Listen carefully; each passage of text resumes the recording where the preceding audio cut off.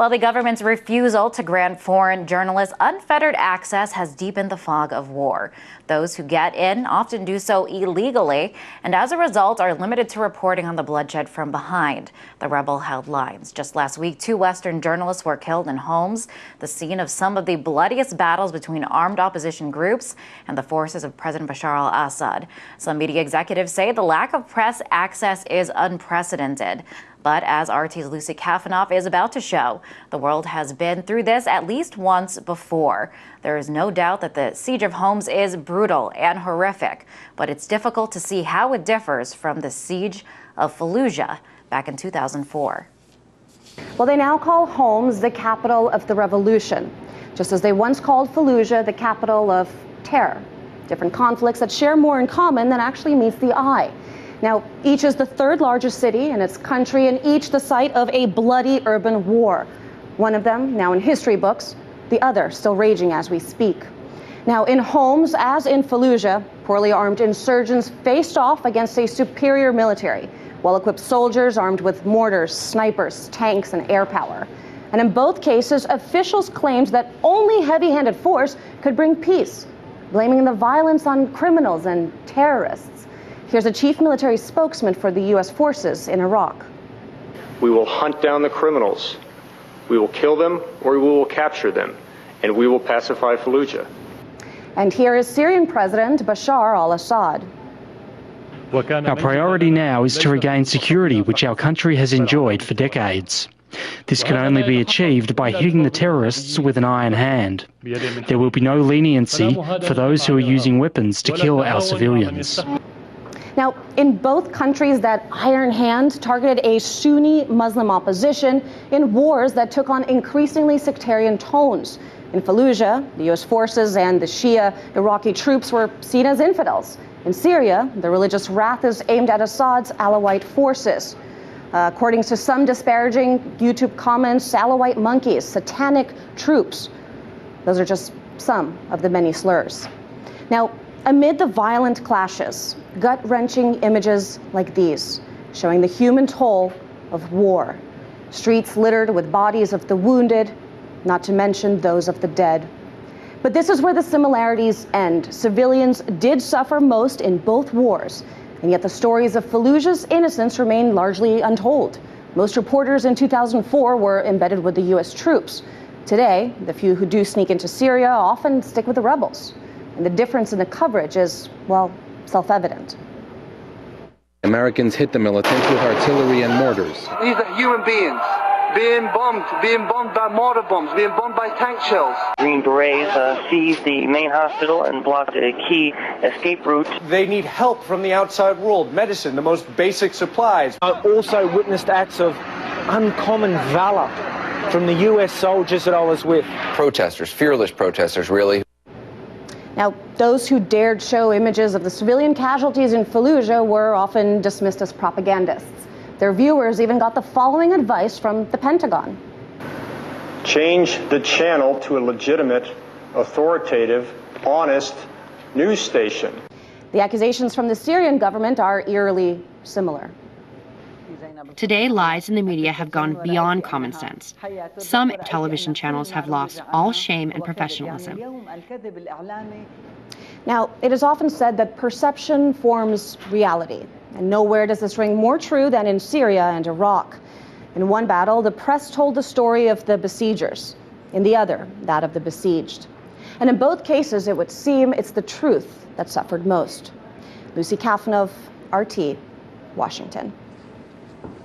So what's with this selective storytelling, and whatever happened to getting both sides of the story? Joining me now to answer more of these questions is blogger Matt Carr.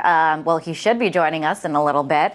We're going to be talking about the differences in the coverage of Homs and Fallujah, both different regions, obviously, but more similarities than you might think. Matt Carr, who is joining us momentarily, is the author of The Infernal Machine, an alternative history of terrorism. Hi there, Matt. Nice to see you. I want to start off by asking you what similarities you see between Homs and Fallujah and the difference in media coverage over the two conflicts. Well, the forms of violence that we've seen reported in Homs are strikingly similar to what we saw in Fallujah, as your correspondent just pointed out.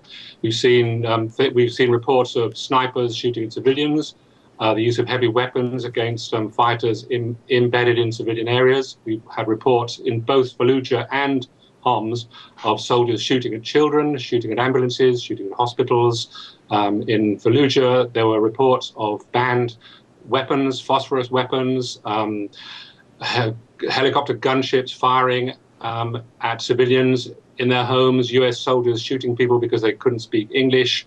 We've seen atrocities and human rights abuses in both situations, but the coverage in the Western media of what's taking place in Homs is very different to the way that it dealt with the events in Fallujah, because for one thing, in Fallujah, most reporters, most mainstream reporters working for Western media outlets were embedded with the US troops that surrounded Fallujah. In fact, this was a deliberate strategy employed by the Pentagon because they wanted to avoid the kind of negative coverage that they received during the first April 2004 assault on Fallujah, when images broadcast, particularly by Al Jazeera, showed that basically about 600 civilians had been killed, and the US at the time, in the first assault, dismissed that as propaganda. So the second time round, in November, when they prepared for the big assault, they made sure they had something like 60-odd embedded reporters. So obviously, if you are embedded with an army that is carrying out a military assault, you're going to get quite a different perspective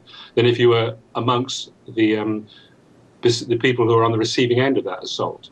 And in the case of Homs, we have seen not that many reporters, because not that many have actually made it to Homs, but those that have been in Homs itself. And so they've been giving, it's not necessarily a question of which is accurate or which is inaccurate. I think when you're dealing with the Western media coverage of violent conflicts, it's a question of emphasis, what they emphasize, what is left in and what is left out. In Fallujah, there were very credible reports from the few independent journalists and from eyewitnesses inside Fallujah of widespread atrocities carried out by US troops during the April assault and the November assault. But these reports got very, very little coverage in the mainstream media. Whereas when we're looking at Syria, we hear nothing but atrocities and human rights abuses, and there's no context actually why it's happening. The fact that we didn't see that coverage when it comes to Fallujah in the mainstream media, is it due to the fact that the reporters weren't embedded to see that side and report on it, or are you saying that there's something else going on where there's a conscious effort to not report on that information? I think there's two things that happen, really. Well, I mean, it's amongst the Western media in general, there is a striking tendency when dealing with violent conflicts that involve Western troops or military operations, or conflicts involving allies or countries in which Western countries and governments have some kind of interest. There is a striking tendency to simply fall into line with the official narrative. Obviously, if you're embedded with an army that is carrying out a military assault, you are inevitably going to bond with the soldiers more than the people at the receiving end of it, who may well be shooting at you as well as at the soldiers. So that naturally narrows the lens somewhat. That's why the Pentagon has basically adopted this strategy ever since the first Gulf War.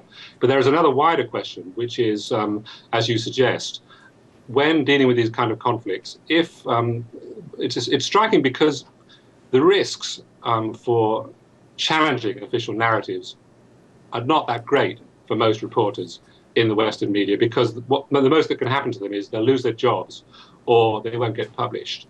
And yet, despite those very low risks, it's often stunning, to me at least, how readily the Western media in its editorial lines, in its coverage and the people that it interviews, in its general portrayal of these conflicts will reflect not exactly what it's told to do, because it's not so simple that it's given orders as such, but it simply echoes or acts as a kind of echo chamber for the military and for the government agenda of the moment.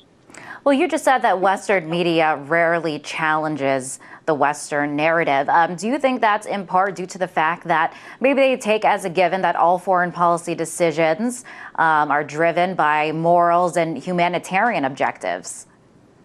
That's exactly what happens, really. I mean, there's another, and it's a very important issue you just raised, really, because we, in Western society in general, it's not only the media basically helps generate this image, which is basically broadcast through the public and basically is constantly propagated by politicians, that Western societies are inherently not militaristic, that when they engage in violent conflict, it's always according to rules. It's always done with a respect for civilian life. It obeys the laws and the rules. And yes, in the kind of coverage that we see, even when we see like the most extreme and most seemingly obvious atrocities, I mean, to take one example, on the first day of Operation Cast Lead, Israel's 2009 assault on Gaza, Israel fired a missile without warning that killed about 30 or 40 Hamas traffic police. They were just simply standing out in a passing out parade. They weren't fighting. They weren't even prepared to fight. They didn't know that a fight was coming. All right, Matt. If we imagine how that would be portrayed if it had been done by Syria, I think we can get the idea. All right, don't mean to cut you off there. Sorry about that. We're just out of time. Thank you so much for coming on the show. Very interesting. That was blogger and author of The Infernal Machine, an alternative history of terrorism, Matt Carr.